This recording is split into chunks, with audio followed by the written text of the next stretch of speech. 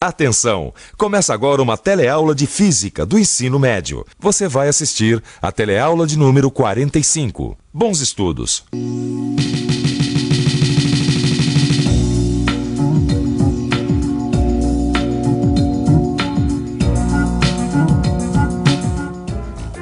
Agora eu quero ver, viu, Gil?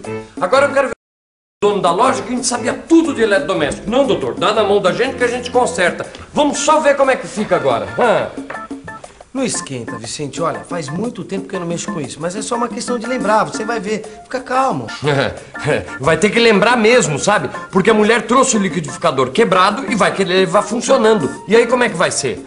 Quero só ver. Vicente, calma. Olha, na última teleaula a gente aprendeu bastante sobre campo magnético, magnetismo. Hoje nós vamos aprender bastante coisa que vão nos ajudar a entender sobre como funciona esse motor elétrico aqui. Tá vendo? Hoje nós vamos continuar falando sobre eletromagnetismo. Vamos estudar a ação dos campos magnéticos sobre as correntes elétricas. Você vai ver também que as correntes elétricas podem gerar campos magnéticos e vai entender um princípio de funcionamento dos motores elétricos. Bom, se prepare que a teleaula de hoje está cheia de magnetismo. Enquanto a gente tenta desmontar esse negócio aqui... Ô, Vicente, olha aqui, olha. Vamos ver se você consegue me responder o que esses carvões aqui fazem no liquidificador. Eu não tenho a menor ideia, Gil. Bom, talvez a gente descubra durante essa teleaula. Vamos nessa?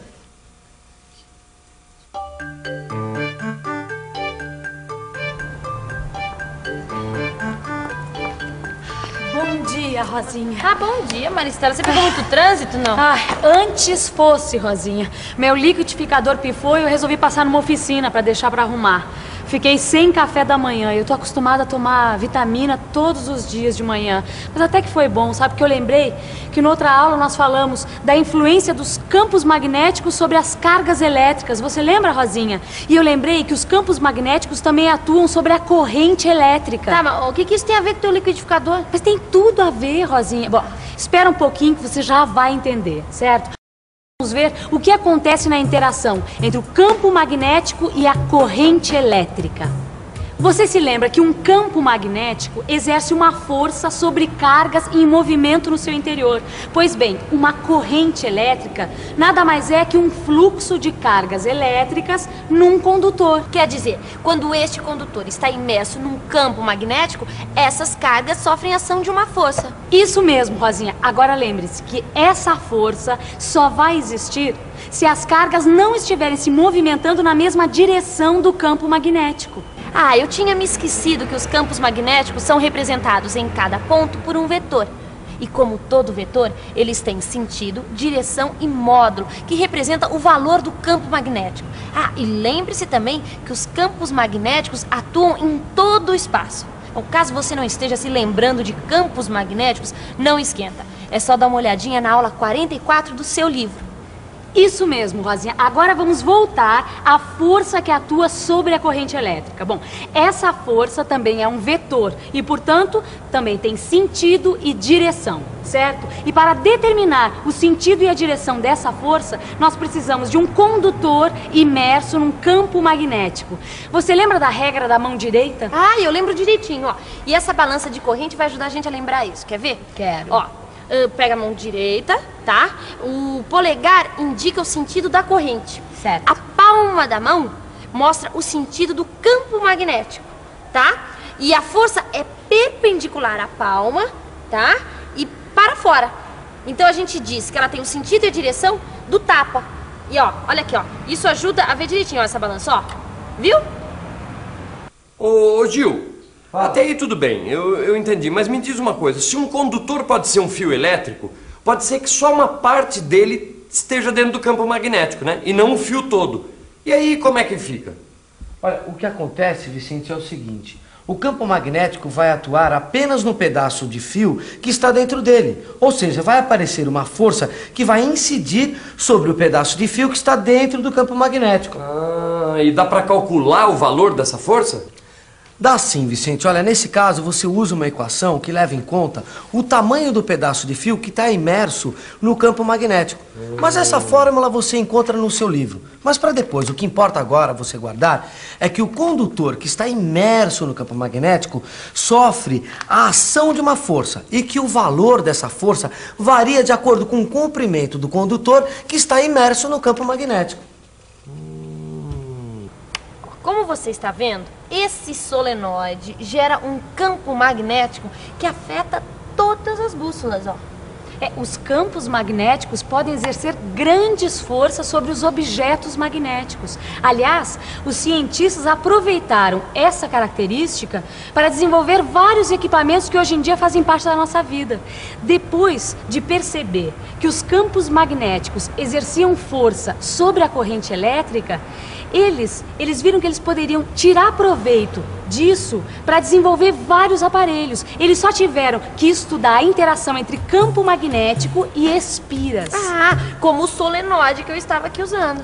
Isso mesmo, Rosinha. Olha só, uma espira é um fio enrolado, certo? Um solenoide é um conjunto de espiras. Na verdade, as espiras não precisam ser circulares, elas podem ter outras formas, por exemplo, retangulares. Mas vamos ver o que acontece com uma espira mergulhada num campo magnético. Olha aí, temos um campo magnético B e a nossa espira dentro dele. Dá uma olhada nos sinais que mostram a corrente.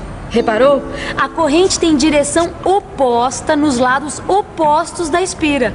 O resultado dessa situação é uma força atuando para cima num dos lados e outra atuando no sentido contrário, no outro lado da espira. Ou seja, nessa situação, essa espira tende a girar. Tende a girar, mas não gira. Ela fica num movimento de vai e vem. Ô Gil, é o seguinte... Falei lá com o dono, expliquei pra ele que fazia tempo que ele não mexia com um eletrodoméstico e tal. Ele me deu esse esqueminha do funcionamento de um motor elétrico. Acho que agora dá pra gente saber direito pra que servem os carvõezinhos. Ah, rapaz, olha aqui, ó. Ó a espira, tá vendo? Que tá dentro de um campo magnético. Ó os carvãozinhos aqui, ó. Ó, um com sinal negativo e outro com sinal positivo.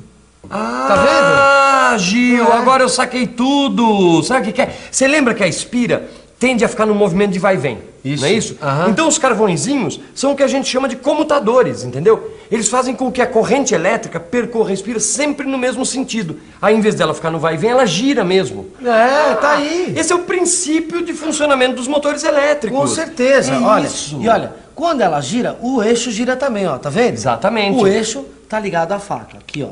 Né? Então, ó, girou o eixo, girou a faca. E aí sai a vitamina, meu. Agora eu tô botando fé que até o final da teleaula a gente conserta esse liquidificador. Mesmo porque se a gente não consertar, meu querido, a gente vira picadinho na mão do dono aí. Vamos lá, pega aquela peça lá. Vamos ver se a gente monta. Tem essa outra aqui também. Mas, Estela, eu tava pensando aqui, como o solenoide pode interferir nas bússolas assim, né? Tudo bem, eu sei que é por causa do campo magnético, mas como é que surge esse campo? Tem algum ímã aqui nesse aparelho? Não, não tem ímã, Rosinha. Mas esse solenoide gera um campo magnético de grande intensidade. Olha só, do mesmo jeito que um campo magnético pode atuar sobre um condutor percorrido por uma corrente elétrica, um condutor percorrido por uma corrente elétrica gera campo magnético. Ou seja, uma corrente elétrica gera campo magnético. Como assim? Olha, vamos pegar aqui este fio, certo, Rosinha? Olha só, aqui nós temos então o nosso condutor. Agora imagine que nós estamos vendo este fio de frente. E quando a gente olha o fio assim, ele parece ser só um pontinho. Tá vendo essa circunferência em volta do pontinho aqui no centro? Esse pontinho indica que a corrente está saindo em direção perpendicular ao plano da figura, para fora. As linhas do campo magnético formam circunferências com centro no fio. E o vetor campo magnético B, num determinado ponto, é tangente à circunferência que passa por este ponto. E aí há uma outra regra da mão direita que nos ajuda novamente.